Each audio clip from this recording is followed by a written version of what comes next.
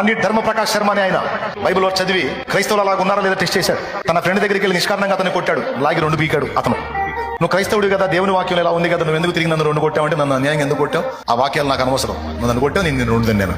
Rita అని ఆమె దగ్గరికి వెళ్ళాడు, మనం ఈ రోజు ఈవినింగ్ సినిమాకి వెళ్దామా అన్నాడు. నీతో సినిమాగా అంతకంటే అదృష్టం తప్పకుండా అంది.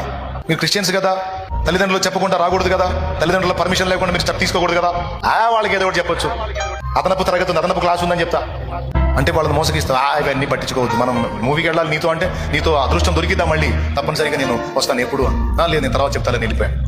వెళ్ళి ఏం చేశాడు తెలుసా, అందరి ముందు అందరిని పిలిచి బైబిల్ని దించాడు. ఏమన్నా తెలుసా, ఇందులో ఉన్న మాటలు కేవలం మాటలే గానీ ఇవి నెరవేర్చడం క్రైస్తవుల వల్లే కాలేదు, ఇవి నెరవేర్చడం ఎవడి వల్ల కాదు, కాబట్టి ఇది ఒక వేస్ట్ పుస్తకం అని చించి పడేశాడు. ఆయన అన్యుడు, కొద్ది కాలం తర్వాత వివాహితుడయ్యాడు. అనుకోని స్థితిలో ఒక దైవజనుడు కూతుర్ని పెళ్లి చేసుకున్నాడు, పండిట్ ధర్మ ప్రకాష్ శర్మ అని ఆయన. పెళ్లి చేసుకునేటప్పుడే చెప్పాడు, నువ్వు క్రిస్టియన్ అని నాకు తెలుసు, ఇక మీ బాధ్యతల్లో మొట్టమొదటి బాధ్యత ఏంటంటే పక్కోడికి చెప్పడం, నా మీద అలాంటి ప్రయోగాలు చేశావంటే చరిత్ర లేకుండా చేస్తాను నీకు, అది ఆయన అని వార్నింగ్ ఇచ్చాడు భార్యకి. ఎత్తనంది, దేవుని మాట ఎత్తనంది. ఒకరోజు సహోదరులు భక్త సింగ్ గారు ఆమె ఉన్న ప్రదేశంలో కూటం పెడుతున్నాడంటే, ఆ రోజు భర్తను రెడీ చేసి ఆయన సాగనంపుతూ కాళ్ళకి సాక్సులు దొడుగుతా బూట్లేస్తా భర్తకి చెప్పింది, ఈ రోజు కొంచెం పెందలు కట్టండి, నేను పుట్టినప్పుడు నాకు పేరు పెట్టినటువంటి దైవజనుడు ఈ ప్రాంతానికి వచ్చాడంటే, ఆయన వాక్యం చెప్తానికి వస్తున్నాడు, ఒకసారి ఆయన చూడాలనిపిస్తుంది, అంతే అంతే.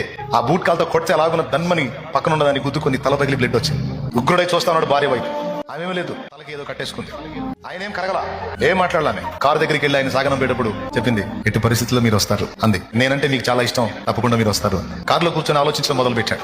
రీటా అలా స్పందించింది, వాడు అలా స్పందించాడు. ఈ అమ్మాయి కూడా క్రిస్టియనే, కానీ ఈ అమ్మాయి దగ్గర డిఫరెంట్ కనపడుతుంది. ఆ వాక్యాలు నెరవేరుస్తున్నట్టుంది ఈ అమ్మాయి.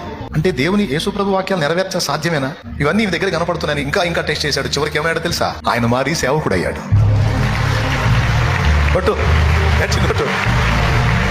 ఆయన మారి దైవజనుడు అయ్యాడు.